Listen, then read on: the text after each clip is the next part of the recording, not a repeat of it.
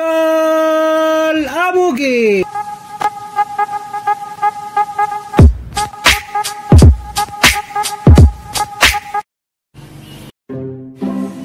Magandang gabi guys. Ayan, kararating ko lang galing trabaho ngayon.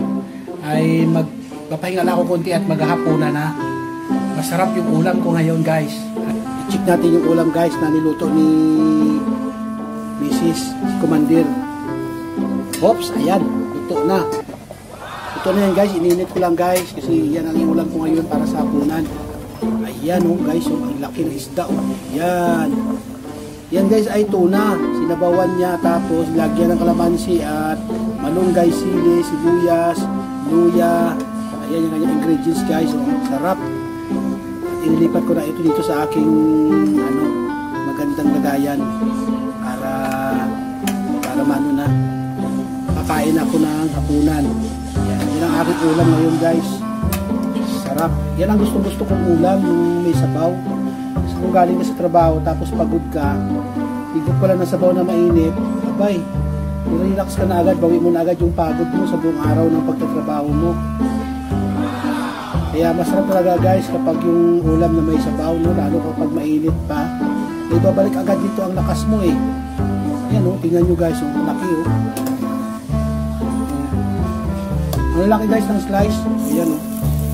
Kaso ibalik ko itong isang slice na to. Nakakaya naman. Baka sabihin matagaw ko isda. Kung habol ko lang guys na guys, isda lang. Sorry, sabaw lang pala. Tal, mayroon naman ako dito. Okay na to. Ayan. Ayan guys, kuha na ako ng kanin guys. Ayan. Alay ang kain ko ngayon kasi gabi na. Baka sa sobrang natin daming kinakain sa gabi, baka tayo ay kainin na rin ng lupa. Kaya alay lang tayo. Ayan guys, oh, kunti lang. Diba, kunti lang. Ayan, yung aking ulam kanina na pinakita ko sa inyo, yung tuna na slice na sinabawan. Ayan. Ayan, nilagay ko naman sa camera kong sili. Diba? Kaya kakain na ako guys. At ayan guys, simulan ko na yung hapunan ko guys. Ayan. Ito, sarap ng sabaw oh. Alam nyo guys, sarap ng ulam ko guys. Hindi ko kaya pagpalit dito yung yung lechong manok, lechong baboy, o kung ano mga lechon dyan. Lechon pandileche. Masarap ng sabaw nito. Ipagbalit ba naman to sa menudo o kaldereta? Nako. Sarap. Sabaw. Yung kanin no, kunti lang. Bahog-bahog talaga, bahog-bahog. Bisa pa bahog ba? Yan. Tayo, samahan niyo ako. Buyag-buyag. Palibasa, laki ako ng Bisaya, kaya